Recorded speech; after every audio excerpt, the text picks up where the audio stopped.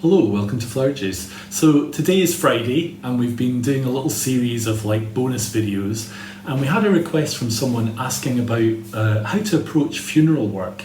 So we thought we would do a short video just to talk through some of the pros and cons and things that pop up, and just really have a look at that aspect of floristry.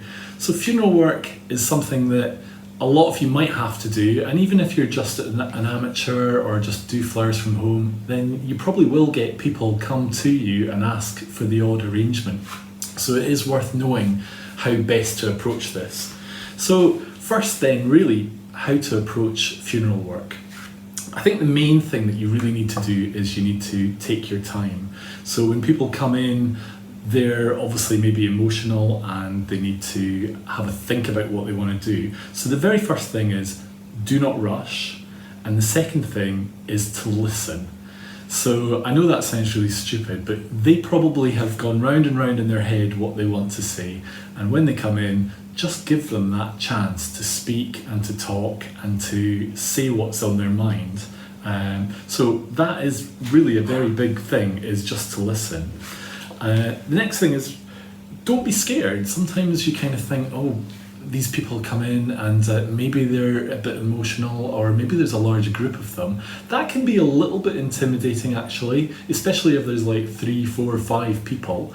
But the reality is that you're the expert, they're coming to you for your help and advice. So don't be put off by the fact that they're there. You're there to help them, and you are in the best position to do that. So you'll find that actually is a good way to think about it. You might also think that everyone is going to be upset. From my experience of having a shop, I found that actually a lot of people aren't upset. They already knew what was coming. They've already been through the worst part of what's happened. And a lot of people actually revert to humour when it comes to funerals. I know that sounds a little bit odd, but humour gets people through things, and you'll find that 80% of people, when dealing with a funeral, are actually, they're okay, they're fine. They've maybe seen it coming, they maybe know what's happening, they've got it sorted in their head, and really it's not a big issue. But you will get some people who really do struggle, and maybe they need a hug, maybe that's not appropriate. You really have to use all your skills person to person when dealing with people. But I would say, don't worry about it. Majority of the time people are okay. So what to ask? Well, you need to know when the funeral is, the name of the deceased, where the funeral is going to be and where the flowers need to go to, what time they need to be there. Is there any particular note that you should know, like if it's going to a funeral home and it's not going to be open, is there a place where you can leave the flowers? You also need to know your customers' info. I know that sounds a bit odd, but that's important. And then finally, when you've spoken to people, you also need them to write the cards. The amount of times you're so relieved that you've gone through the whole process that sometimes you forget people to write down their cards. They might want to do that there. They might want to just take away a selection and then hand them in. So generally with funeral work, it won't be for a few days that you need to do the item. So it might be more comfortable for them to take away a few cards and hand back in the ones that they want. On to pricing then. Pricing would really just refer to what we did. We did a little video about pricing, and essentially that goes per item. So we're not going to go into that in detail here, but you need to look at each item and what price works. The next thing to think about as well is undertakers and funeral directors. So if you're working in the industry, it might be that you work with an undertaker or a funeral director already. You might not do that, and you might be thinking that that's a really good thing to do.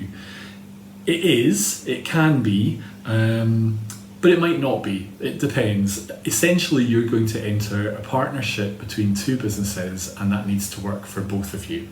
So some undertakers will ask for you to give them a commission. That could be 5, 10, 15, even 20% to get the work. There's nothing wrong with that. I mean, if you were part of a floral network like a relay service, you're probably giving a commission on that work. The only thing I would say is, if you're giving a commission and they're taking low prices for the work that they're selling, then are you able to deliver a quality item? And this was something I did find in my experience, was that undertakers don't necessarily sell up. They don't necessarily listen to the customer. They might already have preconceived ideas that flowers are a waste of time. So everything they want to sell you is basically 20, 30, 40 quid. The reality is that that family that they were speaking to might have wanted to spend £300. So in some ways, it's sometimes better to speak to people direct. But I think if you have a relationship with an undertaker and they're taking a commission, then they're getting that commission for doing the sale. If they just send someone down to you, then I don't see why they should get the same commission as if they take the sale. So maybe a reduced commission, or just that they've sent them to you. Essentially, with an undertaker though, it's a partnership. You need to be able to work together and see that it's working for both of you. What I actually did when I had my business was I took an opportunity to go and visit the undertakers, have a coffee, and just ask them what was going on in their world, in their business, and what they were thinking we could do better. And just actually, rather than just dealing with orders and work, was to take a little bit of time to actually say, let's have a coffee and a catch up and see what we think, and is there anything that you want to say to me? So that was a really good and interesting thing, actually. So you hear some good stories as well. So advice from me then is, from a flower point of view, is try and keep requests open. You don't really want to get cornered into very specific flowers and very specific colours. If you can leave it more open, then that's better from a flower point of view. Once you've listened to the customer and you've seen what they've got in their mind, then you are the expert. So put forward your best suggestion for what you think would be best for them. So they might want to have items from lots of different members of the family. They might want to just have one large item. You need to be able to really listen, understand where they're coming from, and sell them what they would like, rather than necessarily what you would like to make. And again, back to listening. Don't rush. Just take your time. Let the process go at the speed it needs to go. I think that's probably the best advice. Now, if you have any problems, and let's face it, we're all human, problems can happen. The best advice for that is to own up and ask how best it can be sorted. So if there's a problem there and then that is sortable, great. If it's something that the horse is bolted, then you really just have to put your hand up and say, we got that one wrong and we'd like to put it right. From a point of view of a reputation and for people speaking to each other, then that's really quite valuable. I did have a personal story where a lady came in and her niece had died, and the niece was a very young person, and she thought it would be very nice to do like just a very little posy of flowers. And then on the day of the funeral, she basically came storming in the afternoon to complain about how terrible the flowers looked. And the reality was that we hadn't done anything wrong. We'd done exactly what she wanted, but she had underestimated what other people would do for this poor girl's funeral. And I think she felt that her item was inappropriate in comparison to other people.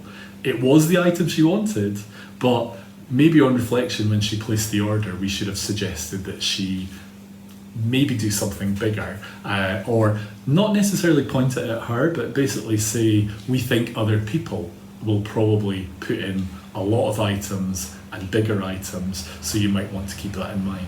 So remember, you are the expert. It's worth keeping that all in mind. So finally, you can do a large amount of funeral work, you can do a low amount of funeral work, you can sell on price, you can price up, but ultimately the thing that you're going to create is really the last thing that a family can do for that person. Now, they might not have liked that person, they might have loved them to bits, but from your own professional point of view, you want to put out your best work, put some love into that work, and that will really shine through. And really, in that way, you're honouring someone who's basically passed. So I hope you found today's video useful. Next week, what we want to do is we want to look at weddings as a topic. So we're going to do the same thing again, just look at some of the pros and cons and pitfalls and advice that you might want to use or keep in mind if you're dealing with wedding work. So thank you for your time today. Thank you for watching. Hope you found it useful. Stay safe, everyone, and we shall see you soon. Bye.